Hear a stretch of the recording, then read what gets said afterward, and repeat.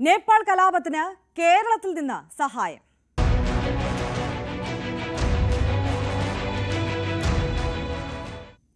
നേപ്പാളിലെ ജൻസി പ്രക്ഷോഭത്തിലേക്ക് കേരളത്തിൽ നിന്ന് ആയുധ ശേഖരണത്തിന് ആഹ്വാനം നടന്നതായി റിപ്പോർട്ട്. സാമൂഹിക മാധ്യമമായ ഡിസ്കോഡിൽ കൂടി ആയുധ ശേഖരണത്തിന് ആഹ്വാനം ചെയ്തു എന്നതിന്റെ മാത്രമല്ല, ഇതിനാവശ്യമായ സഹായങ്ങൾ സാമൂഹിക മാധ്യമത്തിൽ കൂടി വാഗ്ദാനം ചെയ്തതിന്റെയും ചാറ്റുകൾ പുറത്തു വന്നിരിക്കുകയാണ്. നേപ്പാളി മാധ്യമമായ കാഠ്മണ്ഡു പോസ്റ്റാണ് നിർണായകമായ ഈ വിവരങ്ങൾ പുറത്തുവിട്ടിരിക്കുന്നത്. അഭിലാഷ് രാധാകൃഷ്ണൻ കൂടുതൽ വിവരങ്ങളുമായി ന്യൂസ് ഡെസ്കിൽ നിന്ന് ചേരുകയാണ്. അഭിലാഷ്, ഇപ്പോൾ സാധാരണക്കാരായ ആളുകളെ സംബന്ധിച്ച് ഈ ഡിസ്കോഡ് എന്ന് പറയുന്ന ഒരു സാമൂഹിക മാധ്യമം, അതിന്റെ പ്രവർത്തനത്തെ സംബന്ധിച്ച് പോലും ഒരു ധാരണയുമില്ല. അതിനിടയിലാണ് ഇവിടെ കേരളത്തിൽ ഇരുന്നു കൊണ്ട് അങ്ങ് നേപ്പാളിൽ നടന്ന കലാപത്തിന് ആയുധ ശേഖരണത്തിന് ആഹ്വാനം നടത്തി എന്ന ഞെട്ടിപ്പിക്കുന്ന വാർത്ത. സാധാരണക്കാരെ സംബന്ധിച്ച് സ്വാഭാവികമായും ഇതൊരു ഞെട്ടിപ്പിക്കുന്ന വാർത്ത തന്നെയാണ്. എന്താണ് ഇതിന്റെ വാസ്തവം, വിശദാംശം? അറിയാ, ഇതിപ്പോൾ സംഭവിച്ചിരിക്കുന്നത് കഴിഞ്ഞ മാസം കണ്ട നേപ്പാളിലെ ഒരു വലിയ പ്രക്ഷോഭം, അതിനുശേഷം നേപ്പാളിലെ സർക്കാർ തന്നെ താഴെ പോകുന്ന ഒരു സാഹചര്യമൊക്കെ നമ്മൾ കണ്ടു. അതുമായി ബന്ധപ്പെട്ട് കാഠ്മണ്ഡു പോസ്റ്റിൽ വന്ന ഒരു വാർത്ത, കാഠ്മണ്ഡുവിലെ ഒരു വാർത്താ മാധ്യമമാണ് കാഠ്മണ്ഡു പോസ്റ്റ്, അതിൽ വന്ന ഒരു വാർത്തയാണ് ഇപ്പോൾ വലിയ ചർച്ചയായിരിക്കുന്നത്. അതായത് ആ വാർത്തയിൽ പറഞ്ഞു വരുമ്പോൾ, താഴേക്ക് വരുമ്പോൾ പറയുന്നുണ്ട്, ഡിസ്കോഡ് എന്ന് പറയുന്ന ഒരു പ്ലാറ്റ്ഫോം ഉണ്ട്.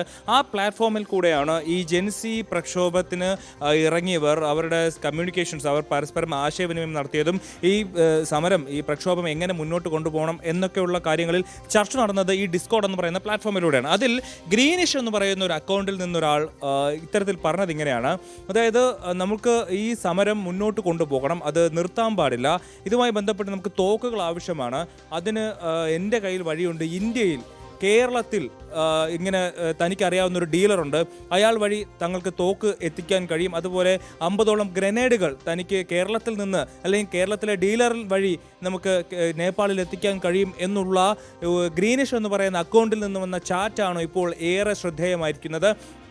നമ്മുടെ രാജ്യത്തെ സംബന്ധിച്ച്, കേരളത്തെ സംബന്ധിച്ച് ഇത്തരത്തിലൊരാൾ പ്രവർത്തിക്കുന്നുണ്ടോ? അതായത് രാജ്യത്തിന് പുറത്ത്, കേരളത്തിൽ നിന്ന് രാജ്യത്തിന് പുറത്തേക്ക് ആയുധങ്ങൾ, പ്രക്ഷോഭത്തിനും കലാപങ്ങൾക്കും തീവ്രവാദത്തിനുമൊക്കെ ആയുധങ്ങൾ എത്തിക്കുന്ന ഡീലർമാർ കേരളത്തിലുണ്ടോ എന്നുള്ള ചോദ്യമാണ് ഈ ചാറ്റ് പുറത്ത് വന്നതോടുകൂടി ഇപ്പോൾ ചോദ്യമായി വന്നിരിക്കുന്നത്.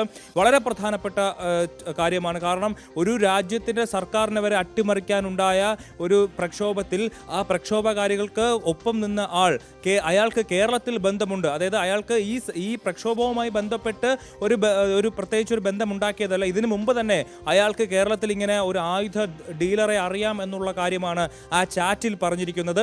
ആ ചാറ്റുകൾ ശരിയാണ് എന്നുണ്ടെങ്കിൽ വളരെ വളരെ പ്രശ്നമായിട്ടുള്ള, വളരെ നമ്മൾ വലിയ അന്വേഷണങ്ങൾക്ക് വഴിവെക്കേണ്ട ഒരു കാര്യമാണ് പറഞ്ഞിരിക്കുന്നത്. കാരണം കേരളത്തിൽ നിന്ന് മറ്റ് രാജ്യങ്ങളിലേക്ക് ആയുധങ്ങൾ കയറ്റി അയക്കാൻ ആളുകളുണ്ട് എന്നുള്ള വളരെ വലിയ ഒരു ആരോപണം ഈ ചാറ്റിൽ ഉയർന്നിരിക്കുന്നു എന്നുള്ള ഏറ്റവും പ്രധാനപ്പെട്ട കാര്യം. ഈ കഴിഞ്ഞ സെപ്റ്റംബർ 8-ാം തീയതിയാണ് ഇത്തരത്തിൽ നേപ്പാളിൽ ഒരു വലിയ ഒരു കലാപം ഉയരുന്നത്. അവിടുത്തെ സർക്കാരിനെതിരെ അഴിമതി ആരോപണങ്ങൾ ഉന്നയിച്ചുകൊണ്ട് വലിയ രീതിയിലുള്ള ഒരു സമരം ഉണ്ടാകുന്നു. ആ സമരം പ്രക്ഷോഭമായി മാറുന്നു, നിരവധി ആളുകൾ കൊല്ലപ്പെടുന്നു. അതിനുശേഷം പ്രധാനമന്ത്രിക്കും പ്രസിഡന്റിനും അടക്കം രാജ്യം വിട്ടു പോകേണ്ട ഒരു സാഹചര്യം വരുന്നു.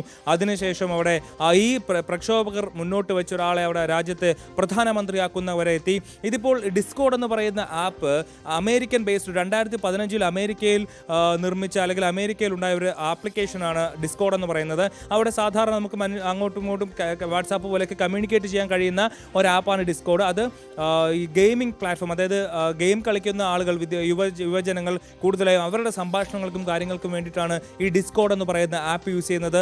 ആ ആപ്പിലൂടെയാണ് നേപ്പാളിൽ ഇത്തരത്തിൽ വലിയൊരു സംഘർഷം ഉണ്ടാകാൻ വേണ്ടി, അല്ലെങ്കിൽ ഒരു സമരം നടത്തുന്നതിന് വേണ്ടിയിട്ട് ഈ സമരക്കാരുടെ ആളുകൾ അവിടെ ഒത്തുകൂടിയതും അവർ സംസാരിച്ചതും. യൂത്ത് ഹബ്ബ് എന്നുള്ള ഒരു ഗ്രൂപ്പുണ്ട്, അതുപോലെ യൂത്ത് അഗെയിൻസ്റ്റ് കറപ്ഷൻ, ഇങ്ങനെ പേരിട്ടിരിക്കുന്ന ഗ്രൂപ്പുകളിലാണ് ഇത്തരത്തിൽ ചർച്ച വന്നത്. അതിൽ ഗ്രീനിഷ് എന്ന് പറയുന്ന ആളാണ് ഇത്തരത്തിൽ സമരം മുന്നോട്ട് കൊണ്ടുപോകണം, അത് അവസാനിപ്പിക്കരുത്, അതിന് വേണ്ട ആയുധങ്ങൾ എത്തിക്കാം, അത് കേരളത്തിൽ നിന്ന് എത്തിക്കാൻ കഴിയും, അവിടെ കേരളത്തിൽ തനിക്ക് ആളുകളുണ്ട് എന്നാണ് ഈ ചാറ്റിൽ പറഞ്ഞിരിക്കുന്നത്. അതാണ് ഇപ്പോൾ പുറത്തു വന്നിരിക്കുന്നത്. ആര്യ, അഭിലാഷ് രാധാകൃഷ്ണനാണ് വിവരങ്ങളുമായി നമുക്കൊപ്പം ചേർന്നത്. എന്തായാലും നേപ്പാൾ കലാപത്തിൽ മലയാളിയുടെ സഹായം, അതും ആയുധ ശേഖരണത്തിനടക്കം ആഹ്വാനവും സഹായവും ഉണ്ടായിട്ടുണ്ട് എന്നുള്ള ഞെട്ടിപ്പിക്കുന്ന വിവരമാണ് ഈ ഘട്ടത്തിൽ പുറത്തു വന്നിരിക്കുന്നത്.